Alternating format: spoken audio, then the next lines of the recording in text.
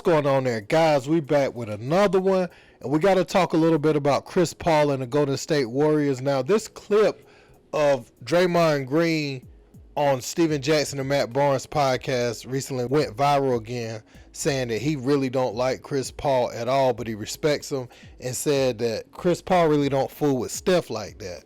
And Steph was on with Malika Andrews today on NBA Today, and he was talking about how far back he and Steph actually go.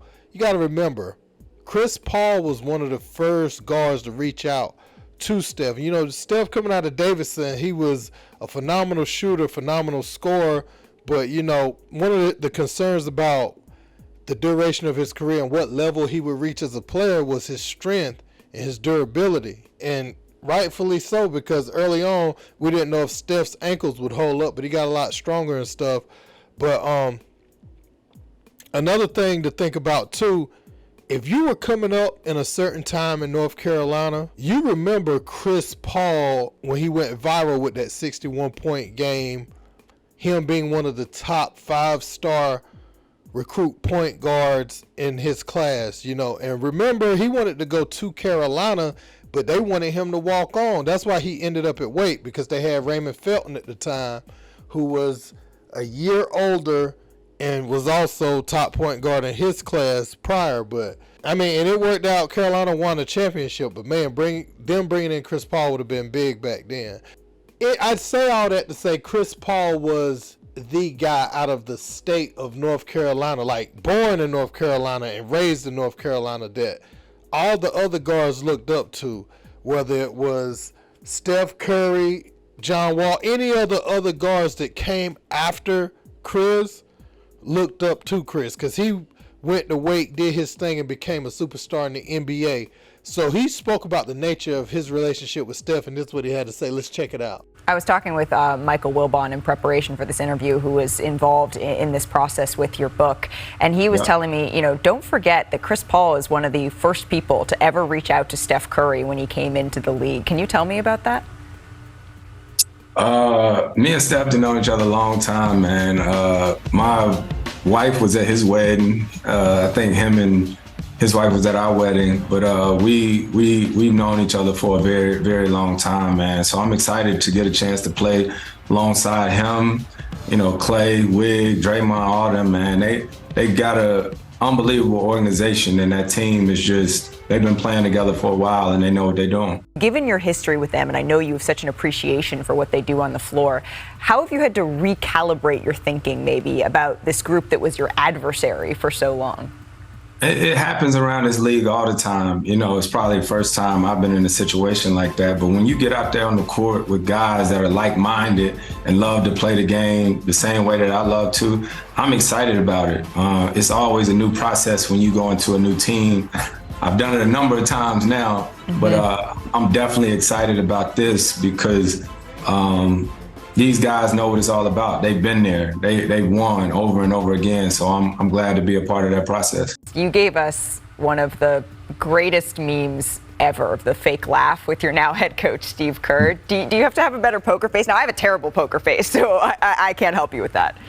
Yeah, I don't know. That's a funny one. That's always in every group chat that you're in, probably for the rest of my life.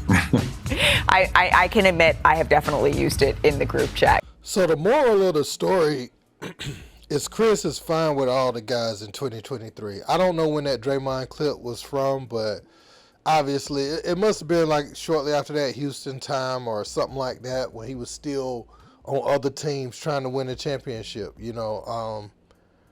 And Draymond was taking up for Steph. You know, that's what you do in the moment. But as far as the transition to him playing for Golden State, it won't be one. As far as him wanting to win, he's going to get out there, he's going to compete.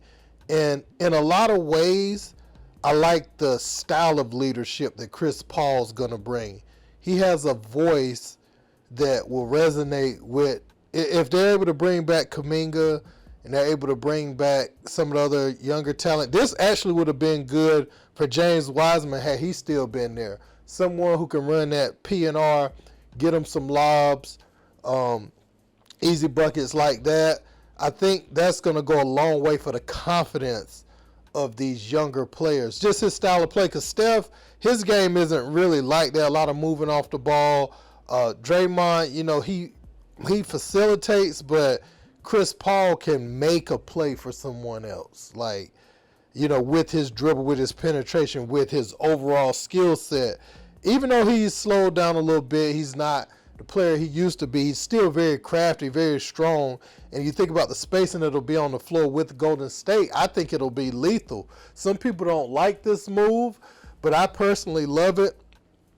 And I'm going to tell you who else loves it. Steph Curry loves it. Like, when you compete against a Chris Paul so long and you can bring him in the fold. And think about this. Chris Paul ain't going to have to play 30-something minutes no more.